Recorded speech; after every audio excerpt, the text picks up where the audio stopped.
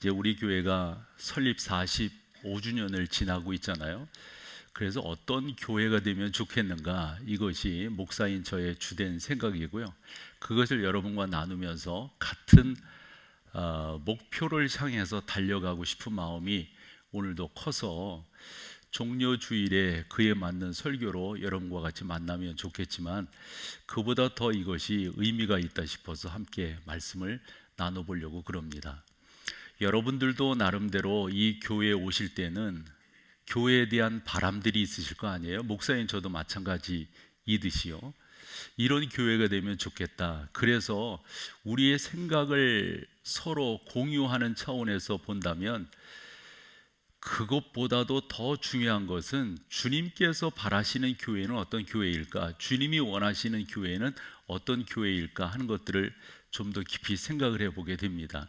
그래서 성경에 보면 많은 교회들이 소개되고 있는데, 그 중에 한 교회인 안디옥 교회를 오늘 여러분과 같이 나눠보려고 그럽니다.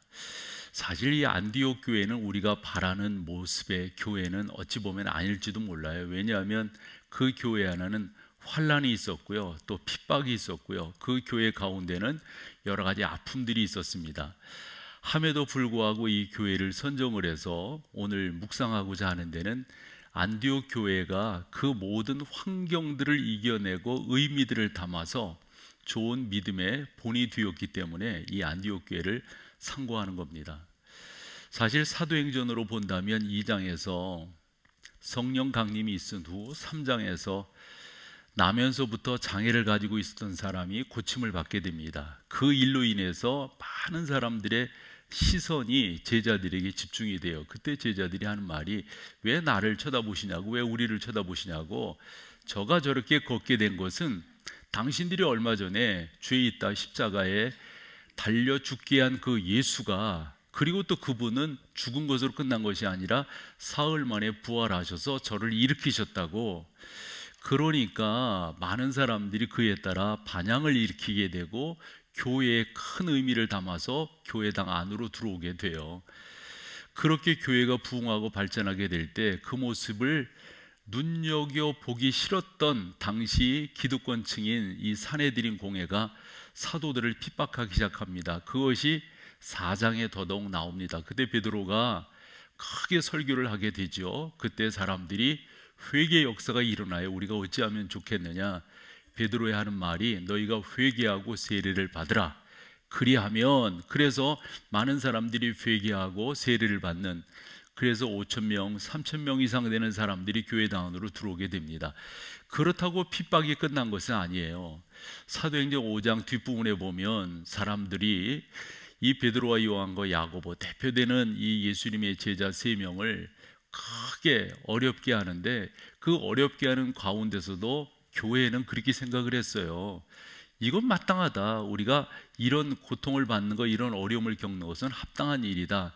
이러면서 교회가 계속 부흥하게 될 때 6장에서 7 집사를 세우게 됩니다. 원체 교회가 커지니까 사도들이 중요한 본질적 일을 할 수가 없어요. 그래서 성령과 지혜가 충만하고 칭찬받는 사람 7을 택하라. 그래서 이제 그 사람들을 세우게 되잖아요. 그중 스데반이라고 하는 집사님이 남달랐어요. 말씀을 잘 증거하게 되는데, 사도행전 7장에 가보면 스데반의 이 설교가 보통 설교가 아닌 것을 알게 됩니다. 베드로가 4장에서 설교할 때는 회개 역사가 일어났는데, 이 7장에서 스데반의 설교에는 사람들의 화가 머리끝까지 올라가요. 그래서 돌을 들어 스데반을 죽입니다. 그 일로 말미암아 교회당에 큰 두려움, 무서움이 휩싸이게 됩니다. 우리도 저러다가 죽는 거 아니야? 이러면서 교회에 있던 사람들이 흩어지게 되는데, 여러 이방 지역으로 흩어졌다는 거예요.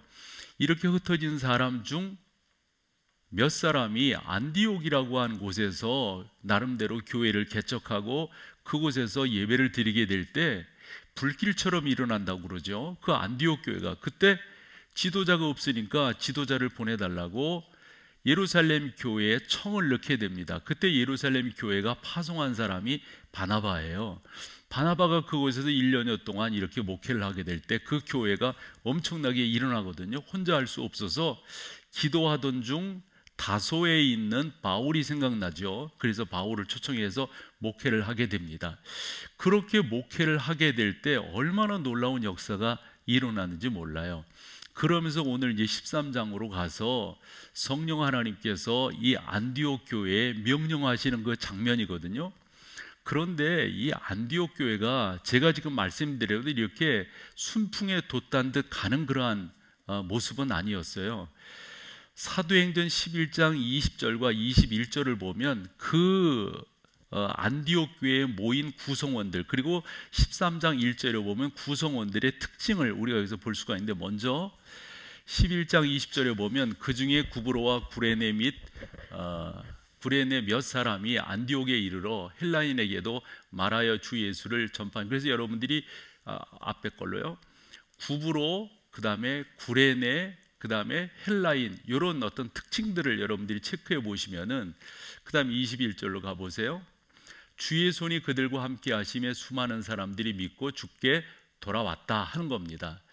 그러면서 13장 1절로 가보면은 그곳에 모인 사람들을 좀 더 구체적으로 볼 수가 있는데, 안디옥 교회의 선지자 교사들이 있으니 곧 바나바, 니게르라 하는 시므온, 구레네 사람 루기오, 분봉왕 헤롯의 젖동생 마나엔 및 사울이라 그랬잖아요. 지도를 하나 보여드릴게요. 안디옥 교회가 어디 있는지 여러분 보실 수 있죠. 그 다음에 구브로라고 나와요. 구브로, 그것은 섬이에요. 지금으로 이야기한다면 키프로스라고 하는 섬입니다.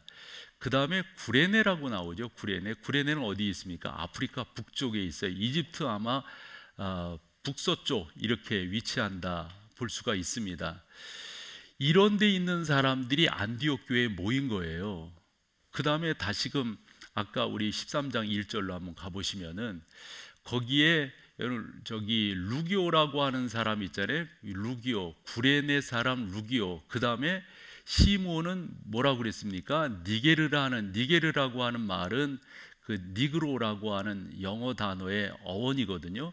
그러니까 흑인을 이야기할 때 이런 말이에요. 바나바는 아까 말한 것처럼 사도행전 4장이라든가 그 11장 20절에 이렇게 보면은 이게 키프로스 사람이라고는 알게 돼요. 여러 군데서 모인 거예요. 이 안디옥 교회가 세워지는 데 있어서는. 게다가 안디옥이라고 하는 곳을 이렇게 특징적으로 보면은 아까 지도에서도 보셨듯이 동양, 그 다음에 서양이 교차되는 곳이에요. 이런 데다 보니까 상업이 있었겠죠. 또 문화적 활발함도 있었을 거예요. 라고 보면은 왕성하게 뭔가 일어나지만 그 왕성함 속에는 부딪힘도 많았을 거다라고 생각을 합니다. 그래서 안디옥 교회를 우리가 이렇게 진짜 들여다보면은 거기에는 인종이 다르고요, 갖고 있는 그런 어떤 삶의 질들이 좀 다양한 그런 사람들이고요, 게다가 배움도 바울과 같이 많이 배운 사람이 있는가 하면 그렇지 않은 사람들도 있었단 말이에요. 그러면 이와 같은 특징이 많은 그런 교회가 어떻게 지금 우리가 본받고 싶어하는 그런 교회로 나아갈 수가 있었는가? 이게 지금 안디옥 교회를 살펴보게 되는 주된 요인인 거거든요. 우리나라 장로교사를 보면은 78년까지는 장로교회가 제가 알기로는 4개 교단이라고 그러죠. 교파라고 그러지 않고 그건 교단이라고 그러죠. 교단이 있었어요. 근데 78년 이렇게 지나면서 장로교회의 분열사, 특별히 우리가 속한 이 합동측 교회의 분열사가 일어나는데, 지금은 아마 정부에 등록된 장로교 숫자가 100개 이상이 된다, 제가 이렇게 들었습니다. 이 짧은 기간에. 그 전까지는 48년, 52년, 그 다음에 59년 이렇게 분열사들이 일어나는데, 그 분열사를 보면 나름대로의 신학적 주제들이 있었어요. 처음에는 우리가 흔히 이야기하는 신사 참배, 그 다음에 참배 반대했던 이런 나름대로의 분쟁이 있었어요. 52년도 기장이 나뉘어질 때는 나름대로 예수 그리스도의 기적에 대한, 우리가 그것을 신학적 용어로 신화화 운동이라고 그러거든요. 이런 것에 대한 분명한 나름대로의 옥신각신 다툼들이 있었다고요. 59년도에는 44차 총회 때는 나름대로 이 한국 장로교회가 에큐메니컬 운동을 해야 될 거냐? 에큐메니컬 운동, 교회 연합 운동이 뭐가 잘못된 거예요? 그런데 WCC라고 하는 그 단체를 들여다봤을 때 복음적이지 않다. 그래서 우리는 거기에 참여할 수 없다.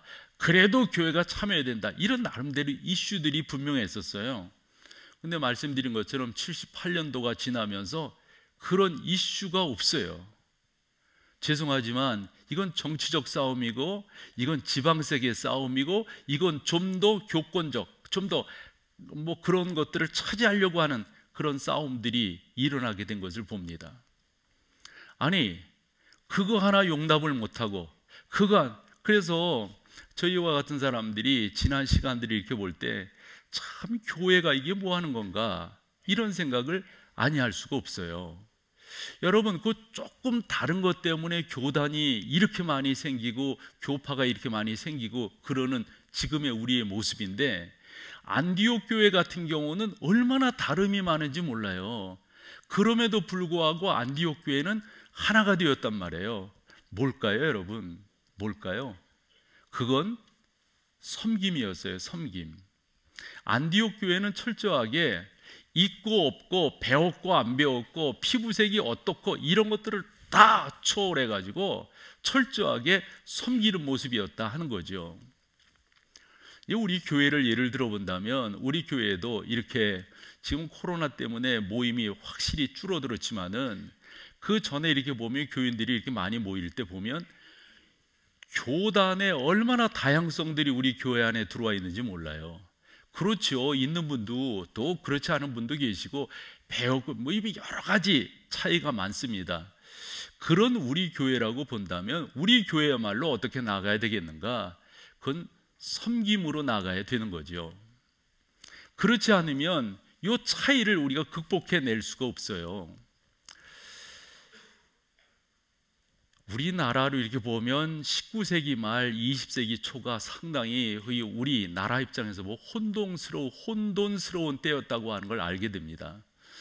1895년에 을미사변이 일어납니다. 명성 황후 시해 사건이죠. 그렇게 되다 보니까 황제 고종께서 나름대로 위기감을 느껴서 1896년에 자리를 온, 그래서 파천이라고 이렇게 말을 하죠. 근데 어디로요? 아관, 즉 러시아 공사, 그래서 아관 파천이 일어나게 됩니다. 그러면서 일제가 너무 득세를 하니까 어떻게 일제를 좀 이렇게 할 수가 있을까? 근데 뭐 방법이 없어요. 그래가지고 나름대로 국리에서 생각한 것이 국호를 바꾸는 거였습니다. 그것이 1897년 대한제국을 고종이 선포하게 됩니다. 그리고 당신이 황제로 즉위하게 됩니다. 사실 어울리지 않죠. 솔직히 말해서 지금 뭐 나라가 흔들린 입장에서 황제라는 친구가 그게 적합해요? 그러면서 나름대로 해보려고 했다. 그 고종이 1897년에 선포한 대한제국이 10년을 채 못 갑니다. 10년을. 어쨌든 그러면서 이 우리나라에 들어와 있던 여러 열강들이 막 옥신각신하고 더 차지하려고 그럴 때 일본이 득세를 하게 되니까 러시아가 그것을 뭐 자기들도 뭐 가져야 되니까, 그러면서 다툼이 일어난 것이 1904년에 러일 전쟁이 일어나게 됩니다. 그 러일 전쟁에서 아시다시피 일본이 이겨서 우리나라의 모든 것들을 다 차지하게 됩니다. 특별히 경인철도를 놓아서 우리나라의 것을 일본으로 가져가는데 제물포역에서 그런 일들을 다 하게 되는 거죠. 그와 같은 것을 좀 더 하기 위해서 조약을 맺은 것이 1905년도 우리가 잘 아는 을사늑약입니다. 그런 형편이었을 때 고종 나름대로 왕이니까 뭐 좋아요, 황제라고 치자고요, 나라를 좀 살려보고 싶지 않겠어요? 그러던 때에 1907년에 네덜란드 헤이그에서 만국 뭐라 그럴까, 좀 평화회담이라고 그럴까요? 그런 회담이 열리게 될 때 사진에서 보듯 3명의 특사를 보냅니다. 대표 특사가 이준이라고 하는 분이죠. 그 이준에게 나름대로 밀서를 넣습니다. 그 밀서는 누구에게 가는 거냐면 러시아 황제에게 가는 겁니다. 왜 러시아 황제일까요? 일본과 전쟁에서 러시아가 졌으니까 나름대로 일본에 대해서 안 좋은 생각을 갖고 있는 그 양반에게 힘을 얻어보려고 밀사를 그렇게 넣었는데, 그 밀서 안에는 이런 내용이 있다는 거죠. 폐하는 조선이 무고하게 화를 당하고 있는 정상을 생각하여 참작하여 지임의 사절로 하여금 조선의 형세를 만국회의에 설명할 수 있게 한다면, 그런 것을 아마 이 고종의 판단은 러시아 황제가 해줄 수 있지 않겠느냐, 일본과 그런 관계니까. 만국의 여론이 조선의 원권이 회복될 수 있지 않을까 기대하며 이 밀서를 보낸다 하는 거예요. 그런데 그 밀서가 잘 받아들이지 않아서 우리가 이준 그분을 열사라고 하는 데는 그 후의 행동 때문에 그런 거죠. 그런데 저는 그 내용을 이렇게 보면서, 아니 러시아 황제는 이 밀서를 왜 받아서 그렇게끔 이 조선이라고 하는 나라에서 이런 특사들이 왔는데 그 형편을 그곳에서 알릴 수 있도록 왜 해주지 않았는가, 이걸 보게 되는 거예요. 그때 그 모든 회의에 어찌 보면은 주권을 가지고 있다고 하는 영국을 비롯한 그 몇몇 제국 그 국가들이 이런 생각을 갖고 있었어요. 그리고 우리나라와 같은 이런 피해를 보고 있는 나라들의 생각과 많은 차이가 있어요. 즉 제국주의를 갖고 있는 그런 나라들은 생각하는 평화가 뭐냐면, 식민지 아래에 있는 당신들 조용히 하면 그게 평화야. 조용히 하면. 식민지 지배 아래에 있는 우리 입장에서는 우리 가운데 주권이 회복되는 게 평화인 거예요. 뭐냐면 생각이 너무 다른 거예요. 생각이 달라요. 저는 안디옥 교회를 보면서, 또 우리 교회도 이렇게 보면서, 또 한국 교회 87년부터 그 나름대로의 78년부터 그 교단이 분열되는 이런 모습들을 보면서 서로의 다름을 인정하지 않으니까, 서로의 다름을 공유하지 못하니까 이런 문제들이 생기게 된다고 하는 것을 저 나름대로 보게 돼요. 한데 안디옥 교회 안에는 그런 것이 없다고 하는 것을 보게 됩니다. 그럼 뭘까? 아까 말씀드린 것처럼 섬기는 교회였어요. 섬기는 교회라고 하는 것을 우리가 어떻게 알 수 있냐면, 사도행전 11장 26절에 당시 안디옥 교회를 향해서 주변 사람들이 뭐라고 말했는가 처음 나오는 말이에요. 이게 그리스도인이라고 하는 말입니다. 크리스티아누스라고 하는 말인데, 저것은 두 단어가 합해진 거예요. 하나는 크리스토스, 그리스도라고 하는 말과 티아누스, 무엇을 따르는 이 단어가 합해진 거예요. 지금 그리스도인이라고 우리가 인식하는 그 인식과 그 당시의 그리스도인, 저 크리스티아누스라고 하는 저 단어는 되게 안 좋은 쪽의 이야기였어요. 야, 너희도 그 얼마 전에 십자가에 죽인 그 사람을 따라다니는 사람들이네. 아, 네가 그들 믿는 사람들이네. 그런데 여러분, 우리가 그것을 그냥 예사롭게 생각할 수는 없어요.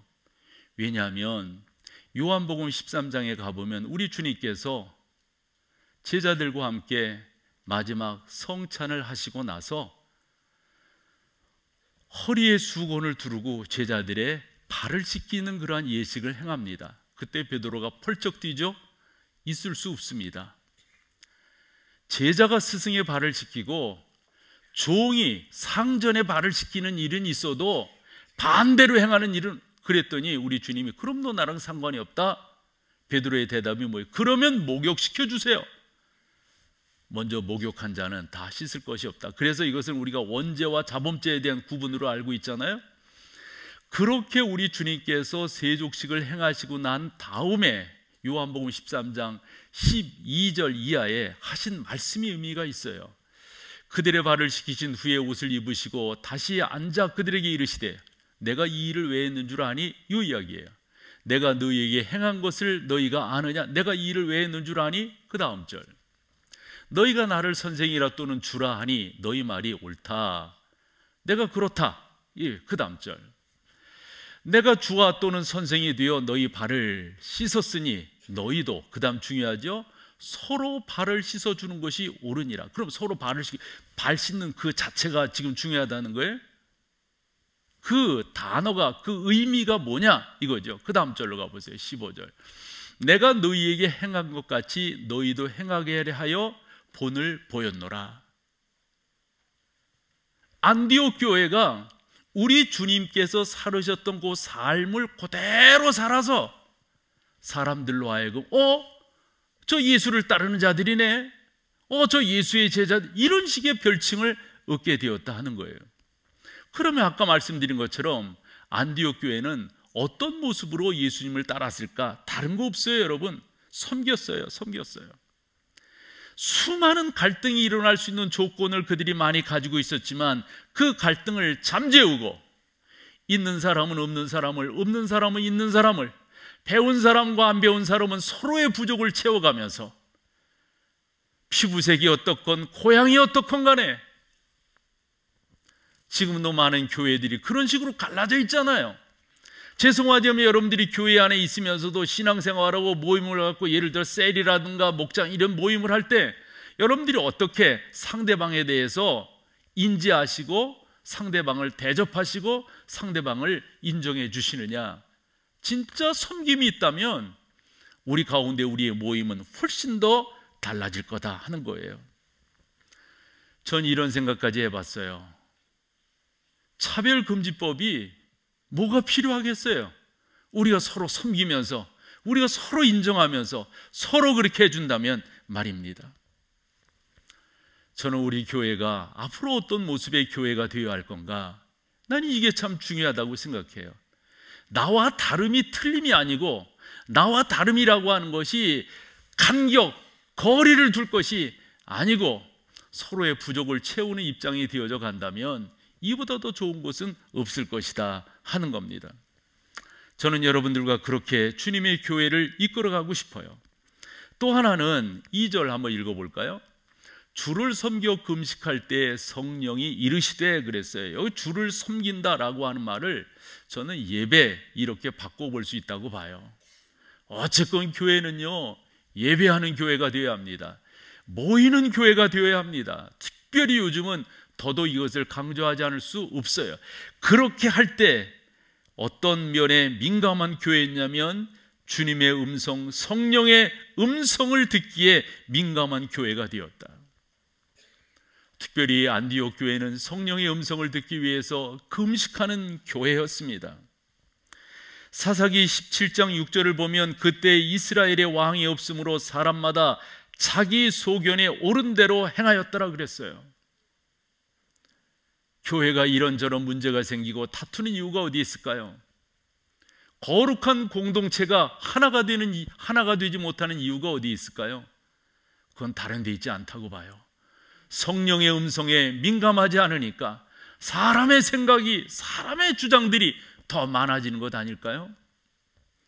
사무엘상 3장 1절에 보면 아이 사무엘이 엘리 앞에서 여호와를 섬길 때에는 참 그 다음 말씀을 보면 이게 뭔가 싶어요. 여호와의 말씀이 시기하여 이상이 흔히 보이지 않았더라. 하나님의 말씀이 안 들리는 거예요. 여러분, 많이 모이는 교회가 다투는 데는 이유가 어디 있을까요? 많이 모이는 교회가 큰 교단이 이런저런 이유로 다투는 데는 어디 있을까요? 사사기 시대에 하나님의 말씀을 듣지 아니했고 사무엘 시대에 하나님의 말씀이 시기했다고 하는 것은 무엇을 우리 가운데 의미해 주는 걸까요? 우리가 바라보고 우리가 따라가야 될 상황은 어떤 상황일까요? 우리 가운데 자연재해를 다룬 영화들이 꽤 들어왔는데요, 기억되는 것으로 근자로 찾아보면 1998년에 딥 임팩트라고 하는, 그 다음에 아마겟돈이라고 하는 영화가 개봉이 되었어요.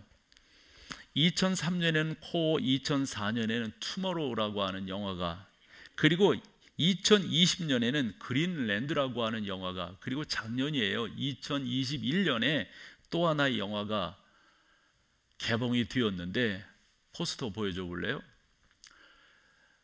Don't Look Up 이라고 하는 거예요. 그 위를 쳐다보지 말아라, 이런 영화예요. 근데 저 영화를 자연재해를 다룬 영화라고 제가 말씀드린 이유는 미국의 한 대학의 천문학과에서 뭘 하나 발견하게 되는데 이상한 행성을 하나 발견하게 됩니다. 그 이상한 행성을 발견하면서 궤적을 쫓아서 계산을 해봤더니 얼마 안 있어서 지구랑 부딪히게 돼 있는 거예요.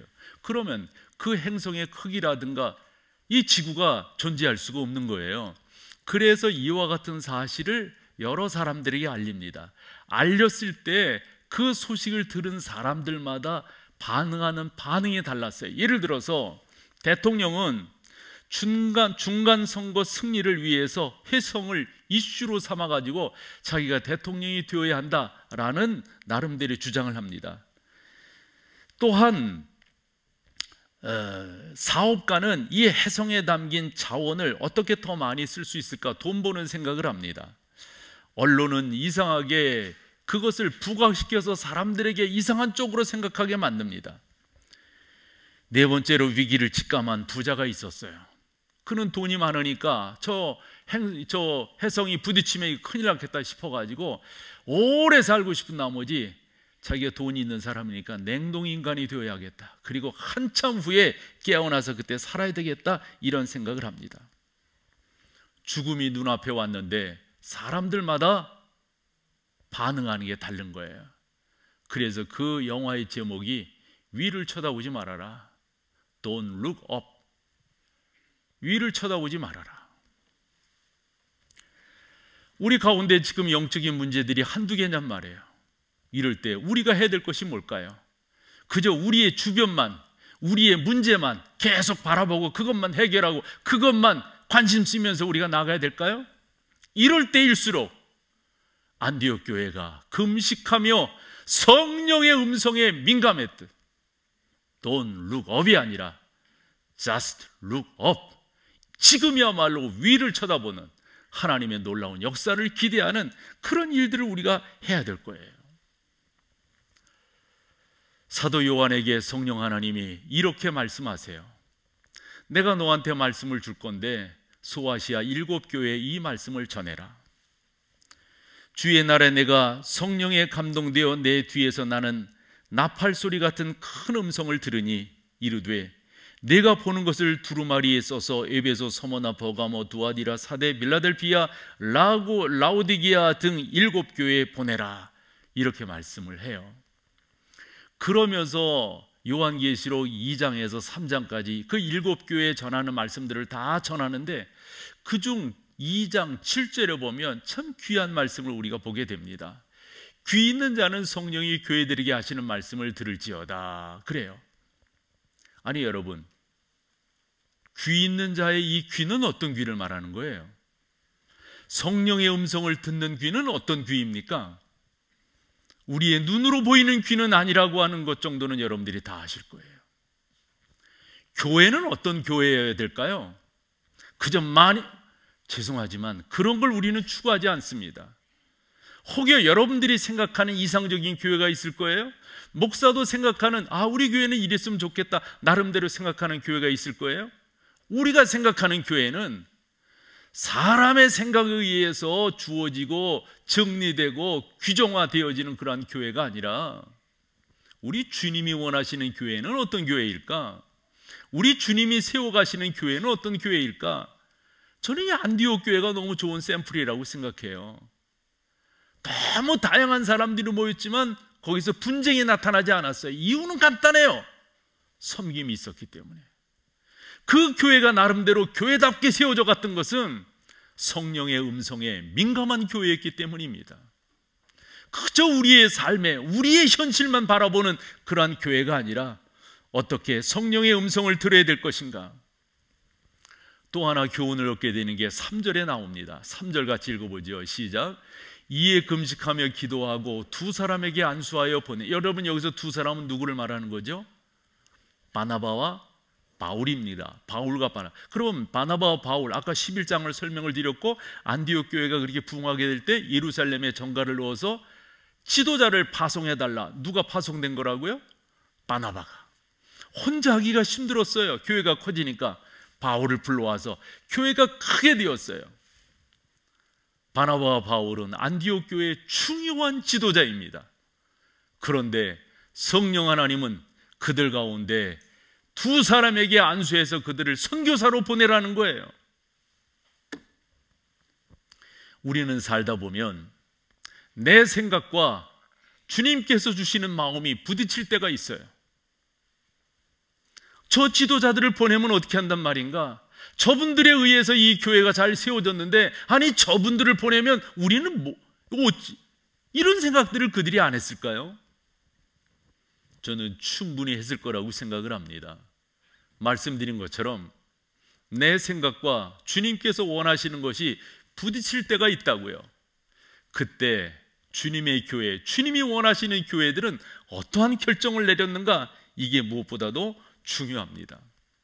그래서 안디옥 교회의 특징이 뭐냐면 금식하며예요. 금식하며.